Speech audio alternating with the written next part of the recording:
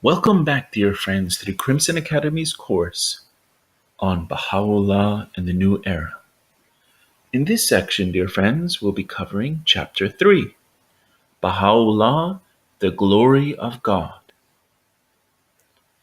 O thou who art waiting, tarry no longer, for he is come.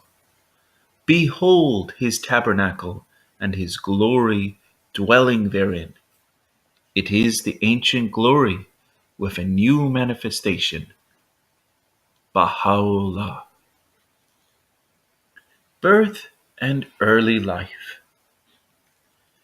Mirza Hussain Ali, who afterwards assumed the title of Bahá'u'lláh, Glory of God, was the eldest son of Mirza Abbas of Nur, a vizier or minister of state.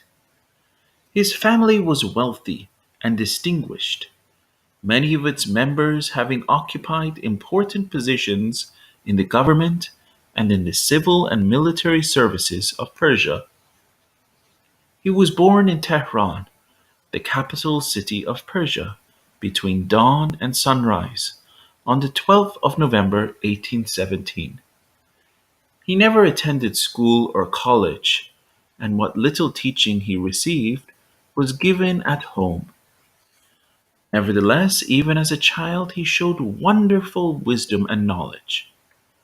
While he was still a youth, his father died, leaving him responsible for the care of his younger brothers and sisters and for the management of the extensive family estates. On one occasion, Abdu'l-Bahá, the eldest son of Bahá'u'lláh, related to the writer the following particulars about his father's early days. From childhood, he was extremely kind and generous. He was a great lover of outdoor life, most of his time being spent in the garden or the fields. He had an extraordinary power of attraction, which was felt by all. People always crowded around him. Ministers and people of the court would surround him, and the children also were devoted to him. When he was only 13 or 14 years old, he became renowned for his learning. He would converse on any subject and solve any problem presented to him.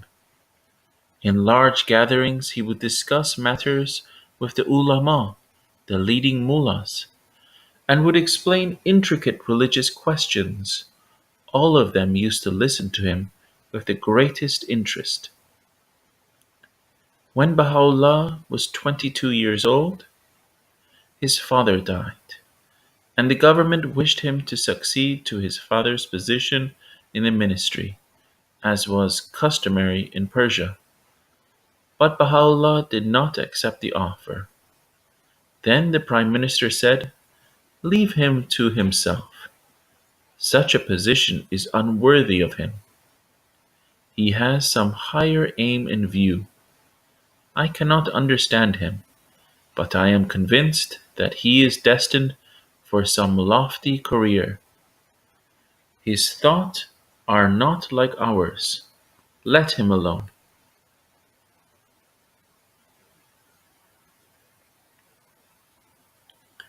Imprisoned as a Babi. When the Bab declared his mission in 1844, Baha'u'lláh, who was then in his 27th year, boldly espoused the cause of the new faith, of which he soon became recognized as one of the most powerful and fearless exponents. He had already twice suffered imprisonment for the cause, and on one occasion had undergone the torture of the bastinado. When, in August 1852, an event occurred fraught with terrible consequences for the Babis. One of the Bab's followers, a youth named Sadiq, had been so affected by the martyrdom of his beloved master, of which he was an eyewitness, that his mind became deranged. and in revenge he waylaid the Shah and fired a pistol at him. Instead of using a bullet, however, he charged his weapon with small shot, and although a few pellets struck the Shah, no serious harm was done. The youth dragged the Shah from his horse, but was promptly seized by the attendants of his Majesty and put to death on the spot. The whole body of Babis was unjustly held responsible for the deed, and frightful massacres ensued. 80 of them were forthwith put to death in Tehran with the most revolting tortures. Many others were seized and put into prisons, among them being Bahá'u'lláh.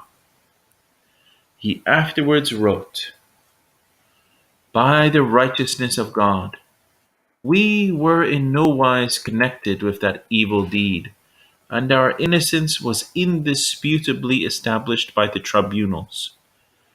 Nevertheless, they apprehended us, and from Niavaran, which was then the residence of his Majesty, conducted us on foot and in chains, with bared head and bare feet, to the dungeon of Tehran.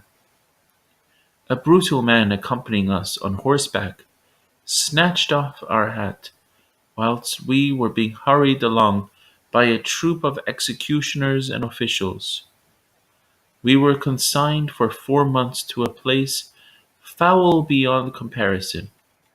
As to the dungeon in which this wronged one and other similarly wronged were confined, a dark and narrow pit were preferable.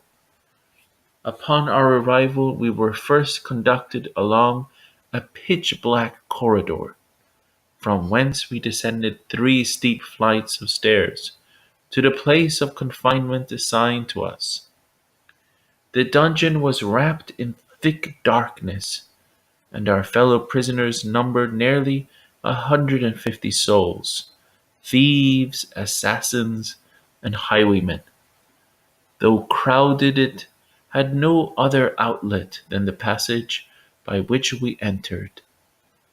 No pen can depict that place, nor any tongue describe its loathsome smell. Most of these men had neither clothes nor bedding to lay on. God alone knoweth what befell us in that most foul-smelling and gloomy place. Day and night, while confined in that dungeon, we meditated upon the deeds, the condition and the conduct of the Babis, wondering what could have led a people so high-minded, so noble, and of such intelligence, to perpetrate such an audacious and outrageous act against the person of his Majesty. This wronged one thereupon decided to arise after his release from prison and undertake with the utmost vigor the task of regenerating this people. One night in a dream these exalted words were heard on every side: "Verily, we shall render thee victorious by thyself and by thy pen. Grieve thou not for that which hath befallen thee, neither be thou afraid, for thou art in safety. Ere long will God raise up the treasures of the earth, men who will aid thee, through thyself and through thy name, wherewith God hath revived the hearts of such as have recognized him." This was an epistle to the son of the wolf, pages 20 through 21. Exile to Baghdad. This terrible imprisonment lasted 4 months, but Baha'u'lláh and his companions remained zealous and enthusiastic in the greatest of happiness. Almost every day one or more of them was tortured or put to death. and the others reminded that their turn might come next. When the executioners came to fetch one of their friends, the one whose name was called would literally dance with joy, kiss the hands of Baha'u'lláh, embrace the rest of his fellow believers, and then hasten with glad eagerness to the place of martyrdom. It was conclusively proved that Baha'u'lláh had no share in the plot against the Shah, and the Russian minister testified to the purity of his character. He was, moreover, so ill that it was thought he would die. Instead, therefore, of sentencing to death, the Shah ordered that he should be exiled to Iraq in Mesopotamia, and thither a fortnight later Baha'u'lláh set out, accompanied by his family and a number of other believers. They suffered terribly from cold and other hardships on the long winter journey, and arrived in Baghdad in a state of almost utter destitution. As soon as his health permitted, Baha'u'lláh began to teach inquirers and to encourage and exhort the believers, and soon peace and happiness reigned among the Babis. This, however, was short-lived. Baha'u'llah's half-brother, Mirza Yahya, also known as Suba Azal, arrived in Baghdad, and soon afterwards differences, secretly instigated by him, began to grow, just as similar divisions had arisen among the disciples of Christ. These differences, which later, in Adrianople, became open and violent, were very painful to Baha'u'lláh, whose whole aim in life was the promotion of unity among the people of the world.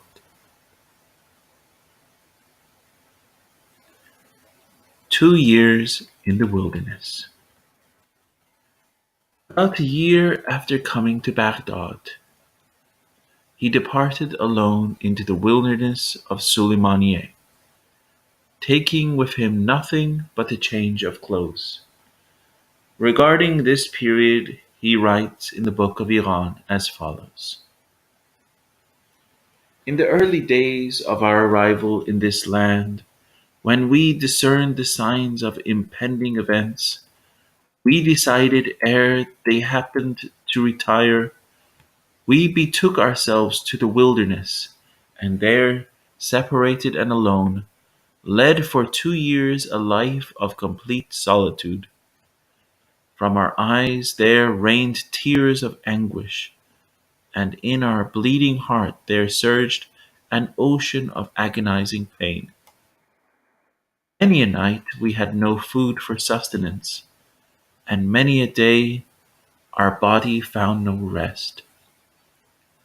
By him who hath my being between his hands. Notwithstanding these showers of afflictions and unceasing calamities, our soul was wrapped in blissful joy, and our whole being evinced an ineffable gladness. For in our solitude we were unaware of the harm or benefit, the health or ailment of any soul. We knew not, however, that the mesh of divine bounty exceedeth the vastness of mortal conceptions, and the dart of his decree transcendeth the boldest of human designs. None can escape the snares he setteth, and no soul can find release except through submission to his will. By the righteousness of God, our withdrawal contemplated no return, and our separation hoped for no reunion. The one object of our retirement was to avoid becoming a subject of discord among the faithful, a source of disturbance unto our companions. the means of injury to any soul, or the cause of sorrow to any heart. Beyond these, we cherished no other intention, and apart from them, we had no end in view. And yet, each person schemed after his own desire and pursued his own idle fancy until the hour when from the mystic source there came the summons bidding us return whence we came. Surrendering our will to his, we submitted to his injunction. What pen can recount the things we beheld upon our return? 2 years have elapsed, during which our enemies have ceaselessly and assiduously contrived to exterminate us, whereunto all witness. This is in the Kitab on pages 250 through 252.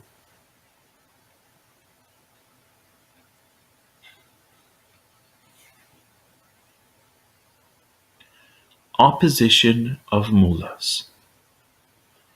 After his return from this retirement, his fame became greater than ever, and people flocked to Baghdad from far and near to see him and hear his teachings.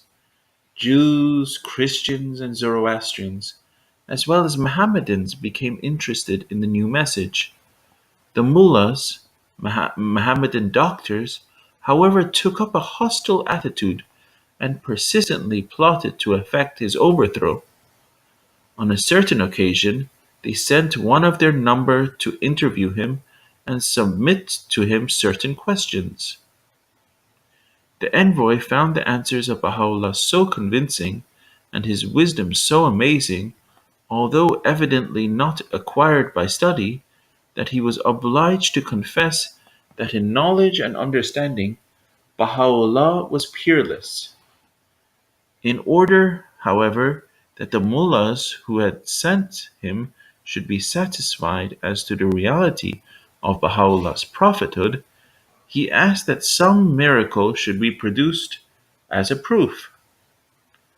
Baha'u'lláh expressed his willingness to accept the suggestion on certain conditions, declaring that if the mullahs would agree regarding some miracle to be performed, and would sign and seal a document to the effect that on the performance of this miracle they would confess the validity of his mission and cease to oppose him. He would furnish the desired proof or else stand convicted of imposture. Had the aim of the mullahs been to get at the truth, surely here was their opportunity, but their intention was far otherwise. Rightly or wrongly, they meant to secure a decision in their own favor. They feared the truth and fled from the daring challenge. This discomfiture, however, only spurred them on to devise fresh plots for the eradication of the opposed and oppressed sect. The Consul General of Persia in Baghdad came to their assistance and sent repeated messages to the Shah to the effect that Baha'u'lláh was injuring the Mohammedan religion more than ever, still exerting a malign influence on Persia, and that he ought therefore to be banished to some more distant place. It was characteristic of Baha'u'lláh that at this crisis, when at the instigation of the Mohammedan mullahs, the Persian and Turkish governments were combining their efforts to eradicate the movement, he remained calm and serene, encouraging and inspiring his followers, and writing imperishable words of consolation and guidance. Abdu'l-Bahá relates how the hidden words were written at this time. Baha'u'lláh would often go for a walk along the bank of the Tigris. He would come back looking very happy and write down those lyric gems of wise counsel, which have brought help and healing to thousands of aching and troubled hearts. For years, only a few manuscript copies of the hidden words were in existence, and these had to be carefully concealed lest they should fall into the hands of the enemies that abounded. But now this little volume is probably the best known of all Baha'u'llah's works and is read in every quarter of the globe. The Book of Iran is another well-known work of Baha'u'llah's written about the same period, towards the end of his sojourn at Baghdad in the year 1862 to 1863 AD.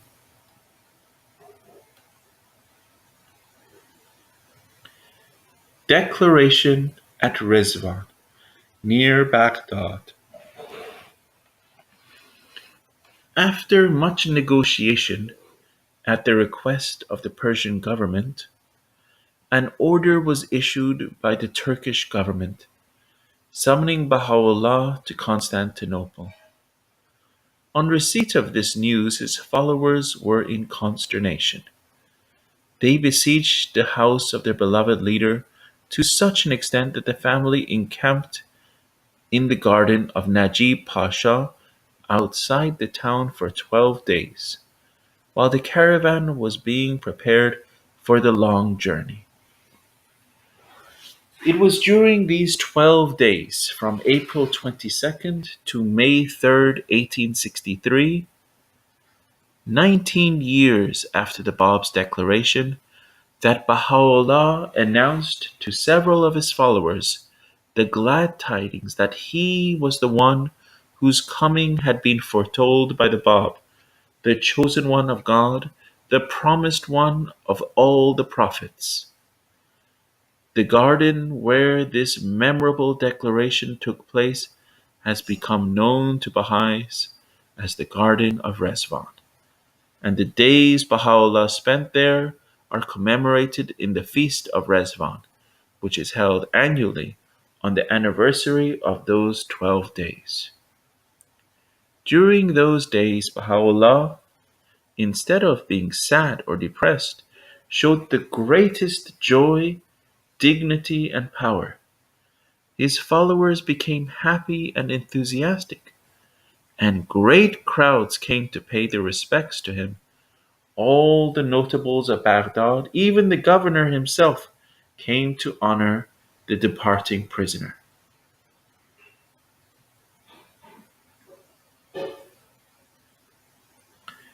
Constantinople and Adrianople. The journey to Constantinople lasted between 3 and 4 months. The party consisting of Baha'u'lláh with members of his family and 26 disciples arrived in Constantinople.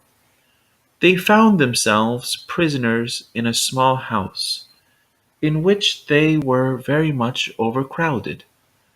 Later they got somewhat better quarters, but after 4 months they were again moved on, this time to Adrianople.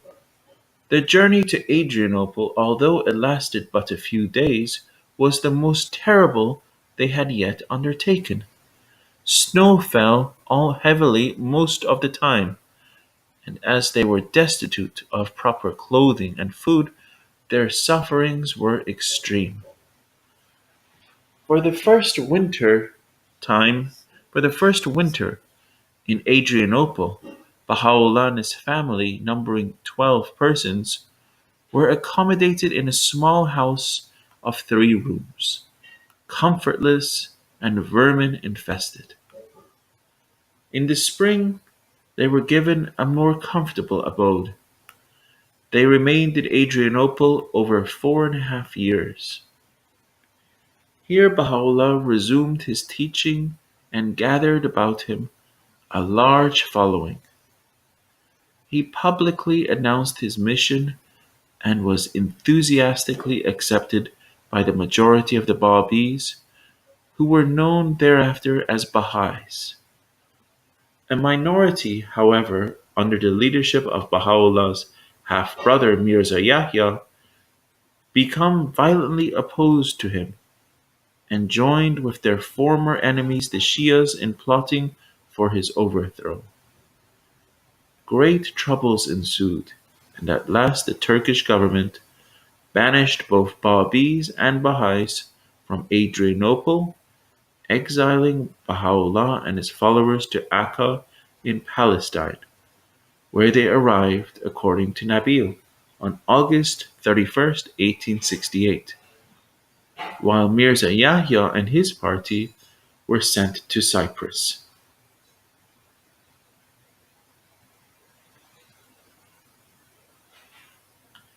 Letters to Kings. About this time, Baha'u'lláh wrote his famous letter to the Sultan of Turkey, many of the crowned heads of Europe, the Pope, and the Shah of Persia. Later in his Kitab Ahdas, he addressed other sovereigns, the rulers and presidents of America, the leaders of religion in general, and the generality of mankind. To all he announced his mission and called upon them to bend their energies to the establishment of true religion, just government, and international peace. In his letter to the Shah, he powerfully pleaded the cause of the oppressed Babis and asked to be brought face to face with those who had instigated their persecution. Needless to say, this request was not complied with. Badi, the young and devoted Baha'i, who delivered the letter of Baha'u'lláh, was seized and martyred with fearful tortures, hot bricks being pressed on his flesh. In the same letter, Baha'u'lláh gives a most moving account of his own sufferings and longings. O King, I have seen in the way of God what no eye hath seen and no ear hath heard. Friends have disclaimed me, ways are straitened unto me, the pool of safety is dried up, the plain of ease is scorched yellow. How many calamities have descended, and how many will descend? I walk advancing toward the mighty, the bounteous, while behind me glides the serpent. My eyes rain down tears until my bed is drenched, but my sorrow is not for myself. By God, my head longeth for the spears for the love of its Lord. And I never pass by a tree, but my heart addresseth it, saying, Oh, would that thou wert cut down in my name, and my body were crucified upon thee in the way of my Lord. Yea, because I see mankind going astray in their intoxication, and they know it not. They have exalted their lusts and put aside their God, as though they took the command of God for a mockery, a sport, and a plaything, and they think that they do well, and that they are harbored in the citadel of security. The matter is not as they suppose. Tomorrow they shall see what they now deny. We are about to shift from this remote place of banishment, Adrianople, unto the prison of Akka. And according to what they say, it is assuredly the most desolate of the cities of the world, the most unsightly of them in appearance, the most detestable in climate, and the foulest in water. It is as though it were the metropolis of the owl. There is not heard from its regions aught save the sound of its hooting. and in it they intend to imprison the servant and to shut in our faces the doors of leniency and take away from us the good things of the life of the world during what remaineth of our days. By God, though weariness should weaken me, and hunger should destroy me, though my couch should be made of the hard rock and my associates of the beasts of the desert, I will not blench, but will be patient, as the resolute and determined are patient in the strength of God, the King of pre-existence, the Creator of the nations. And under all circumstances I give thanks unto God, and we hope of his graciousness, exalted is he, that he will render all men's faces sincere toward him, the mighty, the bounteous. Verily he answereth him who prayeth unto him, and is near unto him who calleth unto him. And we ask him to make this dark calamity a buckler for the body of his saints, and to protect them thereby from sharp swords and piercing blades. Through affliction hath his light shone, and his praise been bright unceasingly. This hath been his method through past ages and bygone times. This is in a Traveler's Narrative episode of the Bahá'u'lláh, pages 145 through 147.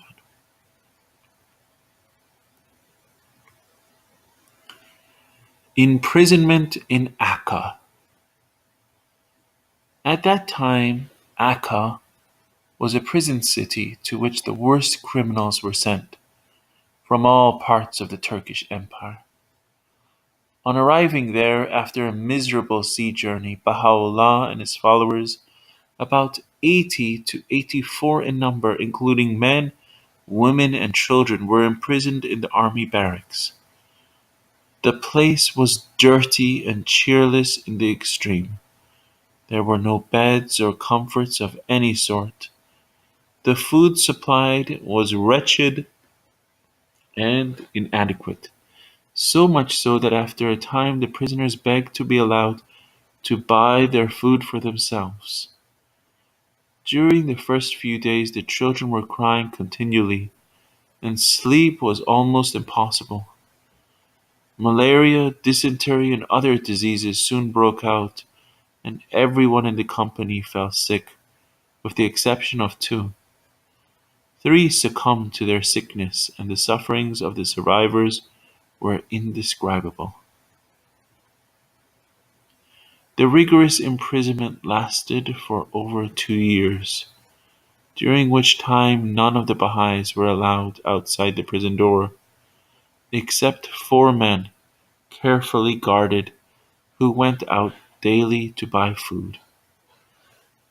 During the imprisonment in the barracks, visitors were rigidly excluded.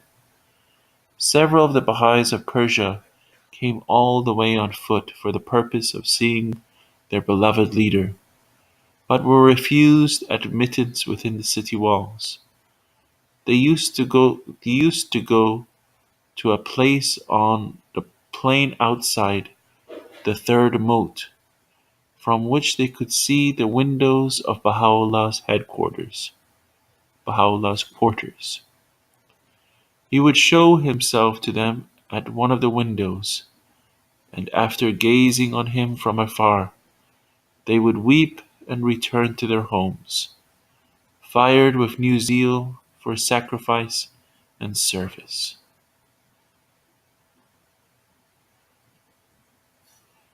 Restrictions relaxed. At last the imprisonment was mitigated. A mobilization of Turkish troops occurred, and the barracks were required for soldiers.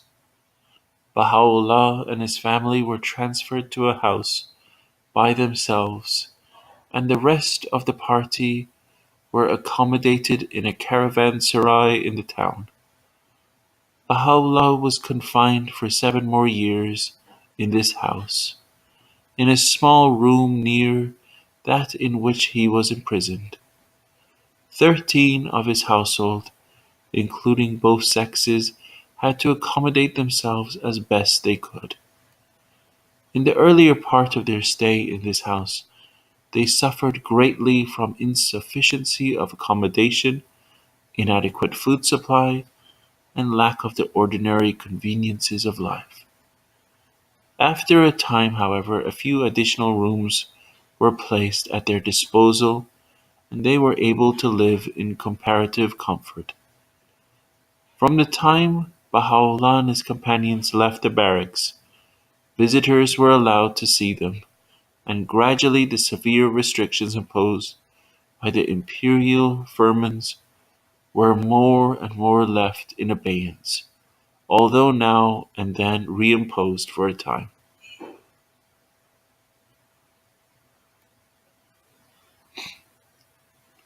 Prison gates opened. Even when the imprisonment was at its worst, the Baha'is were not dismayed, and their serene confidence was never shaken. While in the barracks at Akka, Baha'u'lláh wrote to some friends, "Fear not, these doors shall be opened. My tent shall be pitched on Mount Carmel, and the utmost joy shall be realized." This declaration was a great source of consolation to his followers, and in due course it was literally fulfilled. The story of how the prison doors were opened had best be told in the words of Abdu'l-Bahá, as translated by his grandson, Shoghi Effendi. Baha'u'lláh loved the beauty and verdure of the country. One day he passed the remark, "I have not gazed on verdure for 9 years. The country is the world of the soul. The city is the world of bodies." When I heard indirectly of this saying, I realized that he was longing for the country, and I was sure that whatever I could do towards the carrying out of his wish would be successful. There was in Akka at that time a man called Muhammad Pasha Safwat, who was very much opposed to us. He had a palace called Masraya, about 4 miles north of the city, a lovely place surrounded by gardens and with a stream of running water. I went and called on this Pasha at his home. I said, "Pasha, you have left the palace empty and are living in Akka." He replied, "I am an invalid and cannot leave the city. If I go there, it is lonely and I am cut off from my friends." I said, "While you are not living there and the place is empty, let it to us." He was amazed at the proposal, but soon consented. I got the house at a very low rent, about £5 per annum, paid him for 5 years, and made a contract. I sent laborers to repair the place and put the garden in order and had a bath built. I also had a carriage prepared for the use of the Blessed Beauty. One day I determined to go and see the place for myself. Notwithstanding the repeated injunctions given in successive firmans that we were on no account to pass the limits of the city walls, I walked out through the city gate. Gendarmes were on guard, but they made no objection, so I proceeded straight to the palace. The next day I again went out with some friends and officials, unmolested and unopposed. Although the guards and sentinels stood on both sides of the city gates, another day I arranged a banquet, spread a table under the pine trees of Bachi, and gathered round it the notables and officials of the town. In the evening we all returned to the town together. One day I went to the holy presence of the Blessed Beauty and said, "The palace at Mazaret is ready for you, and the carriage to drive you there." At that time later there were no carriages in Akka or Haifa. He refused to go, saying, "I am a prisoner." Later I requested him again, but got the same answer. I went so far as to ask him a third time, but he still said no, and I did not dare to insist further. There was, however, in Akka a certain Mohammedan sheikh, a well-known man with considerable influence, who loved Bahá'u'lláh and was greatly favored by him. I called this sheikh and explained the position to him. I said, "You are daring. Go tonight to his holy presence, fall on your knees before him, take hold of his hands, and do not let go until he promises to leave the city." He was an Arab. He went directly to Bahá'u'lláh and sat down close to his knees. He took hold of the hands of the Blessed Beauty and kissed them and asked God, and asked, "Why do you not leave the city?" He said, "I am a prisoner." The sheikh replied, "God forbid! Who has the power to make you a prisoner? You have kept yourself in prison. It was your own will to be imprisoned, and now I beg you to come out and go to the palace. It is beautiful and verdant, the trees are lovely, and the oranges like balls of fire." As often as the Blessed Beauty said, "I am a prisoner, it cannot be," the sheikh took his hands and kissed them.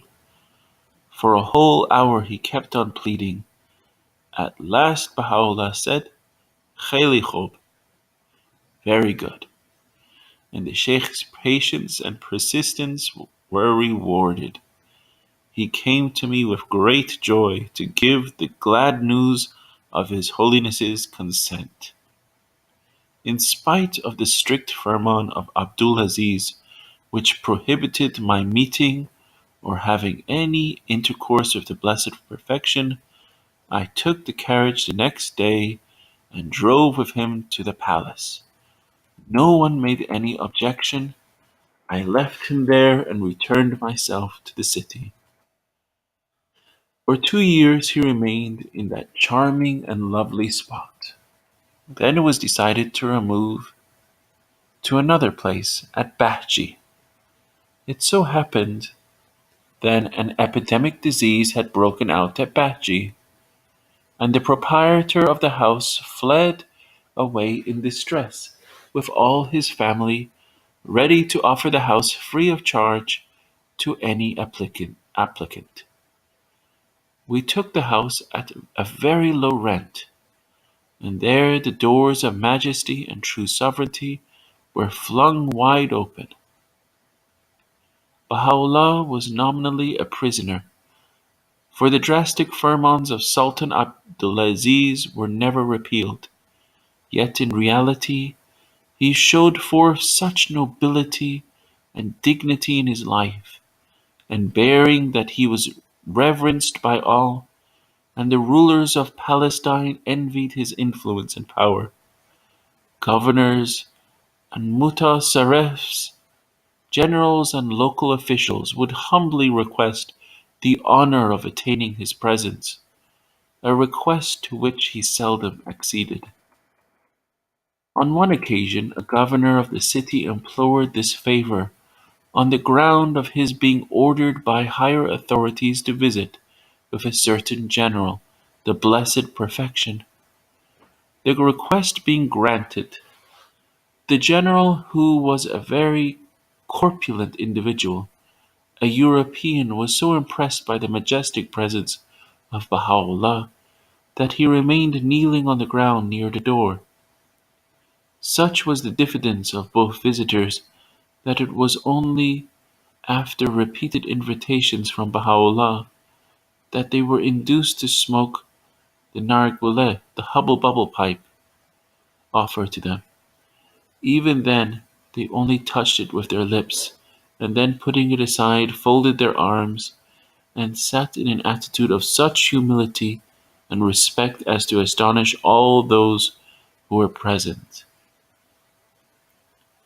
The loving reverence of friends, the consideration and respect that were shown by all officials and notables, the inflow of pilgrims and seekers after truth, the spirit of devotion and service that was manifest all around, the majestic and kingly countenance of the Blessed Perfection, the effectiveness of his command, the number of his zealous devotees all bore witness to the fact that Baha'u'lláh was in reality no prisoner, but a king of kings. Two despotic sovereigns were against him, two powerful autocratic rulers. Yet even when confined in their own prisons, he addressed them in very austere terms, like a king addressing his subjects. Afterwards, in spite of severe firmans, he lived at Bahji like a prince. Often, often he would say, "Verily, verily, the most wretched prison has been converted into a paradise of Eden. Surely such a thing has not been witnessed since the creation of the world."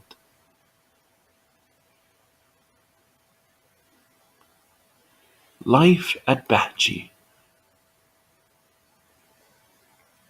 Having in his earlier years of hardship shown how to glorify God in a state of poverty and ignominy, Baha'u'lláh in his later years at Bahji showed how to glorify God in a state of honor and affluence. The offering of hundreds of thousands of devoted followers placed at his disposal large funds which he was called upon to administer. Although his life at Bahji has been described as truly regal in the highest sense of the word, yet it must not be imagined that it was characterized by material splendor or extravagance. The Blessed Perfection and his family lived in a very simple and modest fashion, and expenditure on selfish luxury was a thing unknown in that household.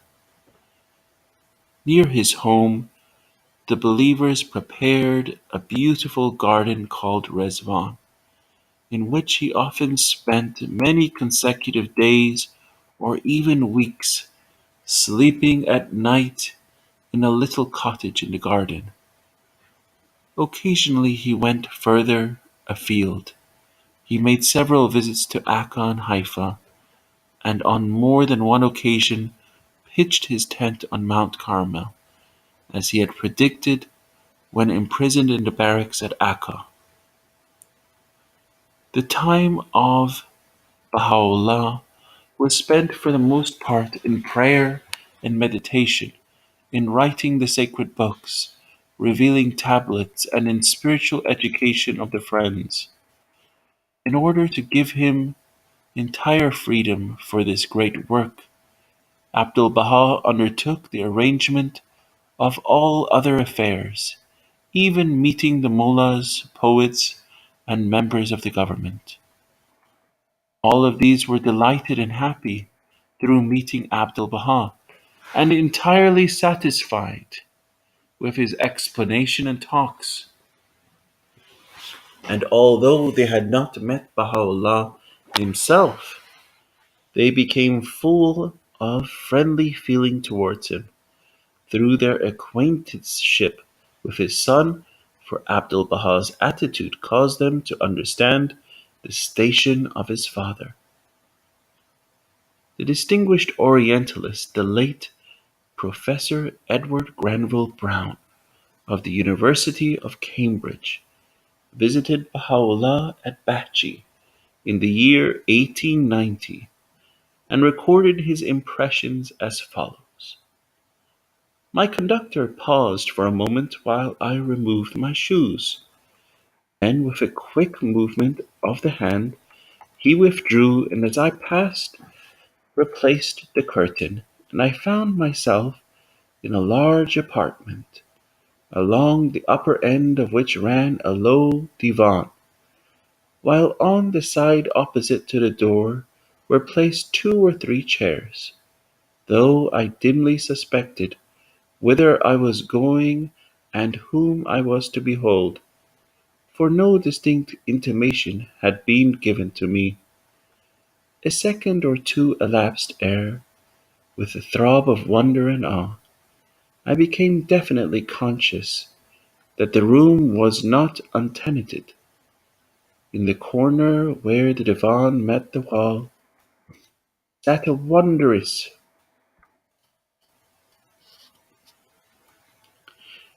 and venerable figure, crowned with a felt headdress of the kind called Taj by dervishes, but of unusual height and make, round the base of which was wound a small white turban. The face of him on whom I gazed I can never forget, though I cannot describe it. Those piercing eyes seemed to read one's very soul. Power and authority sat on that ample brow, while the deep lines on the forehead and face implied an age which the jet-black hair and beard flowing down in indistinguishable luxuriance almost to the waist seemed to belie. No need to ask in whose presence I stood, as I bowed myself before one who is the object of a devotion and love which kings might envy and emperors sigh for in vain. A mild, dignified voice bade me be seated, and then continued, Praise be to God that thou hast attained, thou hast come to see a prisoner and an exile.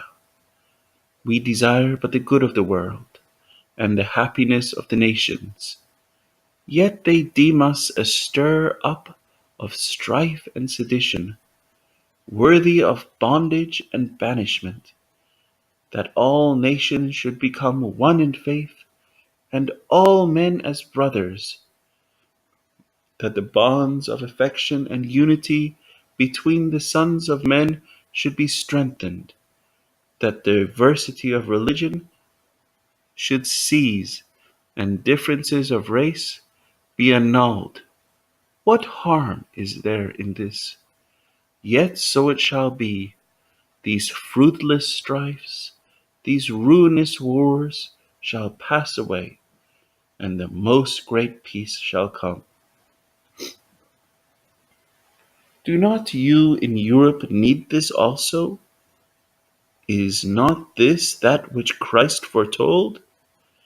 Yet do we see your kings and rulers lavishing their treasures more freely on means for the destruction of the human race than on that which would conduce to the happiness of mankind. These strifes and this bloodshed and discord must cease, and all men be as one kindred and one family. Let not a man glory in this, that he loves his country. Let him rather glory in this, that he loves his kind.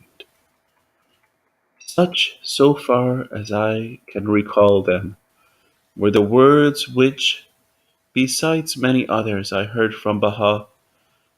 Let those who read them consider well with themselves whether such doctrines merit death and bonds, and whether the world is more likely gain or loss by their diffusion. And this was from Introduction to a Traveler's Narrative, episode of the Bab, pages 38 through 50.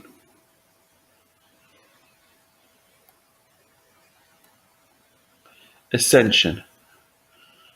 Thus simply and serenely did Baha'u'lláh pass the evening of his life on earth until after an attack of fever. He passed away on the 29th of May, 1892, at the age of 75. Among the last tablets he revealed was his will and testament, which he wrote with his own hand and duly signed and sealed. 9 days after his death, the seals were broken by his eldest son in the presence of his members of the family and a few friends, and the contents of the short but remarkable document were made known. By this will Abdu'l-Bahá was constituted his father's representative and the expounder of his teachings, and the family and relatives of Baha'u'lláh and all believers were instructed to turn to him and obey him. By this arrangement, sectarianism and division were provided against and the unity of the cause assured.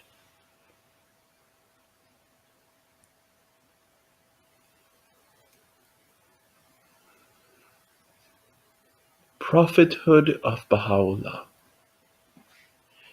It is important to have clear ideas of Baha'u'llah's prophethood. His utterances, like those of other divine manifestations, may be divided into two classes,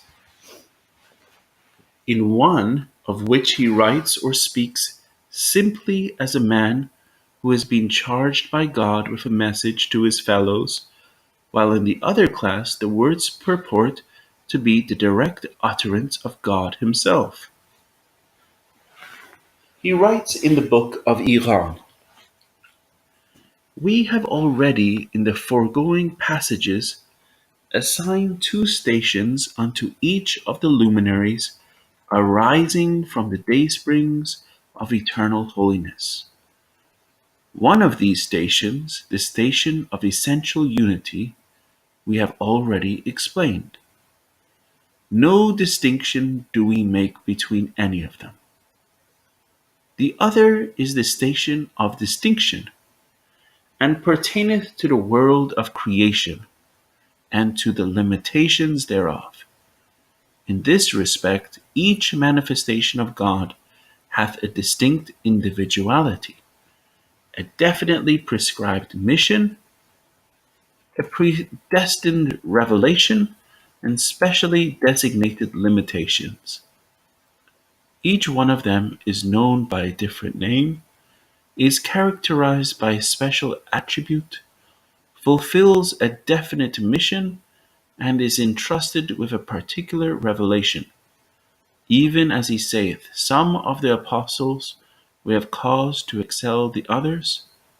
To some God hath spoken, some he hath raised and exalted. And to Jesus, son of Mary, we gave manifest signs, and we strengthened him with the Holy Spirit." Thus viewed from the standpoint of their oneness and sublime detachment, the attributes of Godhead, divinity, supreme singleness, and inmost essence have been and are applicable to those essences of being, inasmuch as they all abide on the throne of divine revelation, and are established upon the seat of divine concealment. Through their appearance the revelation of God is made manifest, and by their countenance the beauty of God is revealed. Thus it is that the accents of God himself have been heard uttered by these manifestations of the divine being. Viewed in the light of their second station, the station of distinction, differentiation, temporal limitations, characteristics and standards, they manifest absolute servitude, utter destitution, and complete self-effacement. Even as he saith, I am the servant of God, I am but a man like you. Were any of the all-embracing manifestations of God to declare, I am God, he verily speaketh the truth, and no doubt attacheth thereto. For it hath been repeatedly demonstrated that through their revelation, their attributes and names, the revelation of God, his name and his attributes, are made manifest in the world. Thus he hath revealed, those shafts were God's, not thine. And also he saith, in truth, they who plighted fealty unto thee, really plighted that fealty unto God. And were any of them to voice the utterance, I am the messenger of God, he also speaketh the truth, indubitable truth, even as he saith, Muhammad is not the father of any man among you, but he is the messenger of God. Viewed in this light, they are all but messengers of that ideal king, that unchangeable essence. And were they all to proclaim, I am the seal of the prophets, they verily utter but the truth, beyond the faintest shadow of doubt. For they are all but one person, one soul, one spirit, one being, one revelation. They are all the manifestation of the beginning and the end, the first and the last, the seen and hidden, all of which pertain to him who is the innermost spirit of spirits and eternal essence of essences.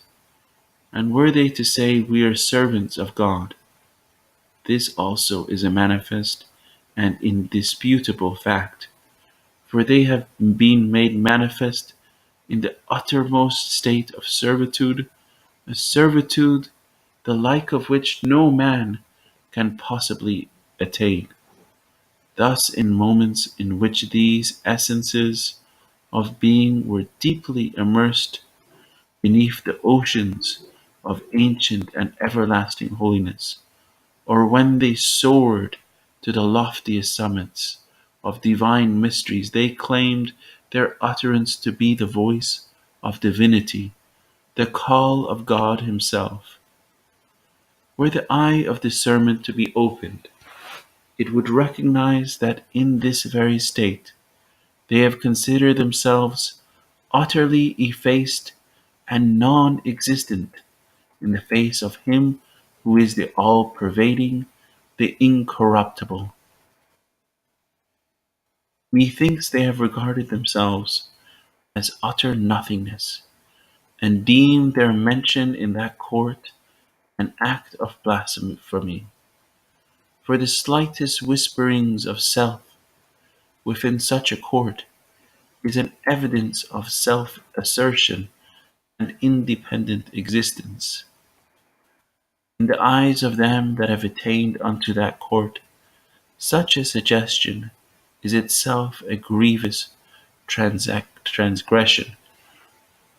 How much more grievous would it be were aught else to be mentioned in that presence, were man's heart, his tongue, his mind, or his soul to be busied with any one but the well-beloved, were his eyes to behold any countenance other than his beauty, were his ear to be inclined to any melody but his voice, and were his feet to tread any way but his way. In this day the breeze of God is wafted, and his spirit hath pervaded all things. Such is the outpouring of his grace, that the pen is stilled and the tongue is speechless. By virtue of this station, they have claimed for themselves the voice of divinity, and the like, whilst by virtue of their station of messengership, They have declared themselves the messengers of God. In every instance, they have voiced an utterance that would conform to the requirements of the occasion, and have ascribed all these declarations to themselves. Declarations ranging from the divine revelation to the realm of creation, and from the domain of divinity even unto the domain of earthly existence. Thus it is that whatsoever be their utterance, whether it pertain to the realm of divinity, lordship, prophethood, messengership, guardianship, apostleship, or servitude, all is true, beyond the shadow of a doubt. Therefore, these sayings which we have quoted in support of our argument must be attentively considered, that the divergent utterances of the manifestations of the unseen and daysprings of holiness may cease to agitate the soul and perplex the mind. This is from the Kitab Iran, pages 176 through 181. When Baha'u'lláh speaks as a man, the station he claims for himself is that of utter humility, of annihilation in God. What distinguishes the manifestation in his human personality from other men is the completeness of his self-abnegation, as well as the perfection of his powers. Under all circumstances, he is able to say, as did Jesus in the Garden of Gethsemane, "Nevertheless, not my will, but thine be done." Thus, in his epistle to the Shah, Baha'u'lláh says, "O King, I was but a man like others, asleep upon my couch, when lo, the breezes of the All-Glorious were wafted over me, and taught me the knowledge of all that hath been. This thing is not from me, but from one who is almighty and all-knowing. And he bade me lift up my voice between earth and heaven. And for this there befell me what have caused the tears of every man of understanding to flow. The learning current amongst men I study not, their schools I entered not. This is but a leaf which the winds of the will of thy Lord, the Almighty, the All-Praised, have stirred. Can it be still when the tempestuous winds are blowing? Nay, by him who is the Lord of all names and attributes. They move it as they list. The evanescent is as nothing before him who is the ever-abiding. His all-compelling summons hath reached me, and caused me to speak his praise amidst all people. I was indeed as one dead when his behest was uttered. The hand of the will of thy Lord, the compassionate, the merciful, transformed me. Can any one speak forth of his own accord that for which all men, both high and low, will protest against him? Nay, by him who taught the pen the eternal mysteries, save him whom the grace of the Almighty, the All-Powerful, hath strengthened. This was from the Loh Sultan, tablet to the King of Persia, as quoted in The Promised Day is Come, pages 40 through 41. As Jesus washed his disciples' feet, so Baha'u'lláh used sometimes to cook food and perform other lowly offices for his followers. He was a servant of the servants, and gloried only in servitude, content to sleep on a bare floor if need be, to live on bread and water, or even at times on what he called the divine nourishment, that is to say, hunger. His perfect humility was seen in his profound reverence for nature, for human nature, and especially for the saints, prophets, and martyrs. To him all things spoke of God, from the meanest to the greatest. His human personality had been chosen by God to become the divine mouthpiece and pen. It was not of his own will that he had assumed this position of unparalleled difficulty and hardship. As Jesus said, "Father, if it be possible, let this cup pass from me." So Baha'u'lláh said, had another exponent or speaker been found, we would not have made ourselves an object of censure, derision, and calumnies on the part of the people. We find that in Tablet of Ishraqat. But the divine call was clear and imperative, and he obeyed. God's will became his will, and God's pleasure his pleasure. And with radiant acquiescence, he declared, "Verily I say, whatever befalleth in the path of God is the beloved of the soul and the desire of the heart." Deadly poison in his path is pure honey, and every tribulation a draught of crystal water. This is an epistle to the Son of the Wolf, page 17. At other times, as we have mentioned, Baha'u'lláh speaks from the station of deity.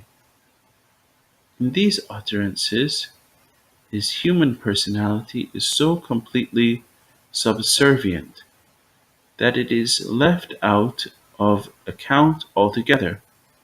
Through him, God addresses his creatures, proclaiming his love for them, teaching them his attributes, making known his will, announcing his laws for their guidance, and pleading for their love, their allegiance and service. In the writings of Baha'u'lláh, the utterance frequently changes from one of these forms to another. Sometimes it is evidently the man who is discoursing. Then, without a break, the writing continues as if God were speaking in the first person. Even when speaking as a man, however, Baha'u'lláh speaks as God's messenger, as a living example of entire devotion to God's will. His whole life is actuated by the Holy Spirit. Hence, no hard and fast line can be drawn between the human and divine elements in his life or teachings. God tells him, "Say, naught is seen in my temple but the temple of God, and in my beauty but his beauty, and in my being but his being, and in myself but himself, and in my movement but his movement, and in my acquiescence but his acquiescence, and in my pen but his pen, the precious, the extolled. Say, there hath not been in my soul but the truth, and in myself naught could be seen but God." This was in the Surat al-Haykal.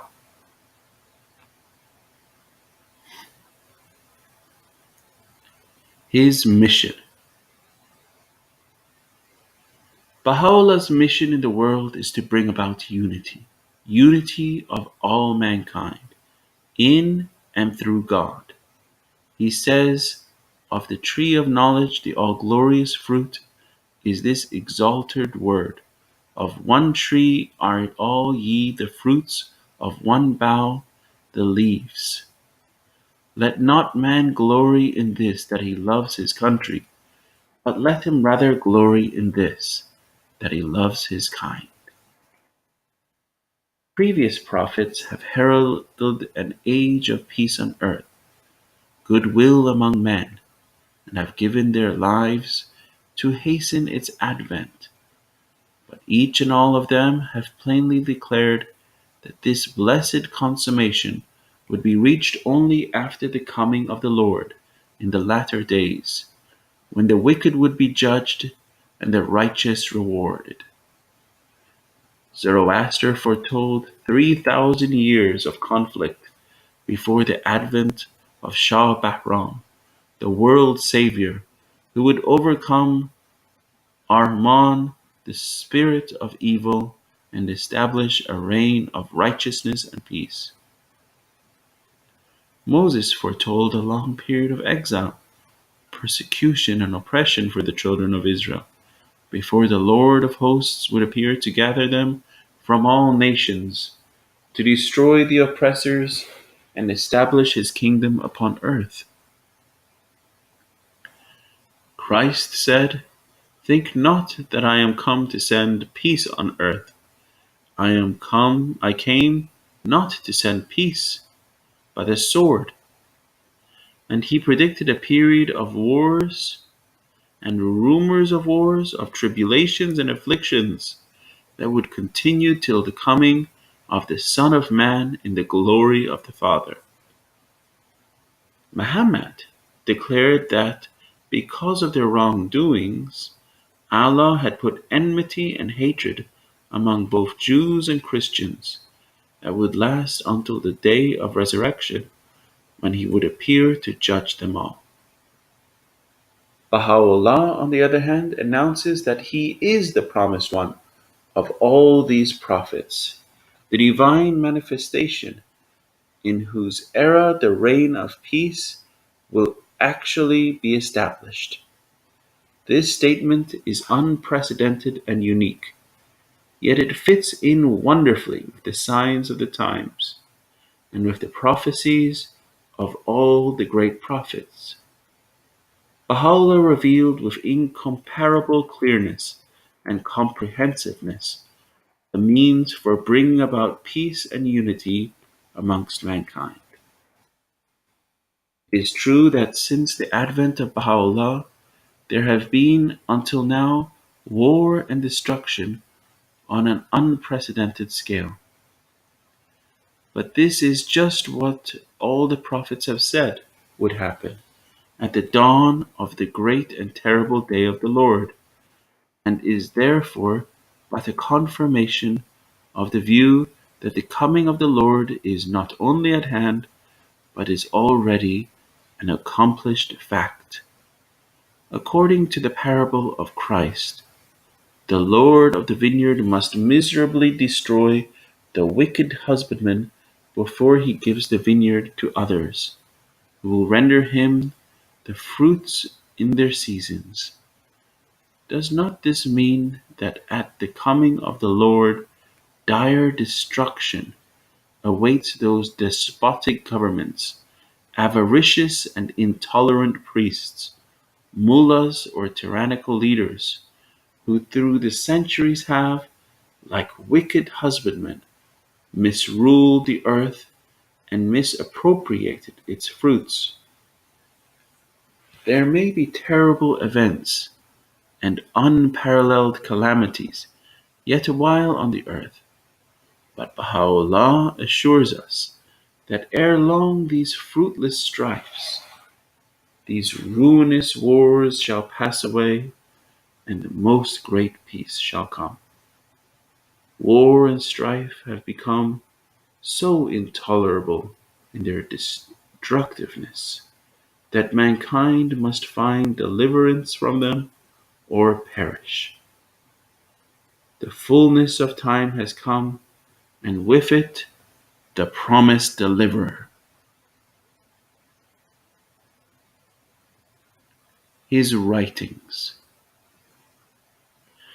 The writings of Baha'u'lláh are most comprehensive in their range, dealing with every phase of human life, individual and social, with things material and things spiritual, with the interpretation of ancient and modern scriptures, and with prophetic anticipations of both the near and distant future. The range and accuracy of his knowledge was amazing. He could quote and expound the scriptures of the various religions with which his correspondents or questioners were familiar, in convincing and authoritative manner, although apparently he had never had the ordinary means of access to many of the books referred to. He declares in Epistle to the Son of the Wolf that he had never read the Bayan, although in his own writings he shows the most perfect knowledge and understanding of the Bab's revelation. The Bab, as we have seen, declared that his revelation, the Bayan, was inspired by and emanated from him whom God shall make manifest. With the single exception of the visit from Professor Edward Granville Browne, to whom in the year 1890 he accorded 4 interviews, each lasting 20 to 30 minutes, he had no opportunities of intercourse with enlightened Western thinkers.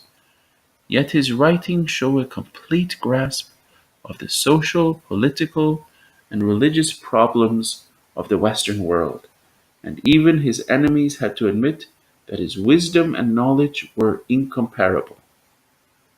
The well-known circumstances of his long imprisonment render it impossible to doubt that the wealth of knowledge shown in his writings must have been acquired from some spiritual source, quite independent of the usual means of study or instruction and the help of books or teachers. Sometimes he wrote in modern Persian, the ordinary language of his fellow countrymen, which is largely admixed with Arabic. At other times, as when addressing learned Zoroastrians, he wrote in the purest classical Persian. He also wrote with equal fluency in Arabic, sometimes in very simple language, sometimes in classical style, somewhat similar to that of the Quran. His perfect mastery of these different languages and styles was remarkable because of his entire lack of literary education. In some of his writings, the way of holiness is pointed out in such simple terms that the wayfaring men, though fools, shall not err therein. In others there is a wealth of poetic imagery, profound philosophy, and allusions to Mohammedan, Zoroastrian, and other scriptures, or to Persian and Arabic literature and legends, such as only the poet, the philosopher, or the scholar can adequately appreciate. Still, others deal with advanced stages of the spiritual life, that are to be understood only by those who have already passed through the earlier stages. His works are like bountiful table, provided with the foods and delicacies suited to the needs and tastes of all who are genuine truth seekers. It is because of this that his cause had effect among the learned and cultured, spiritual poets and well-known writers, even some of the leaders of the Sufis and of other sects, and some of the political ministers who were writers were attracted by his words, for they exceeded those of all other writers in sweetness and depth of spiritual meaning.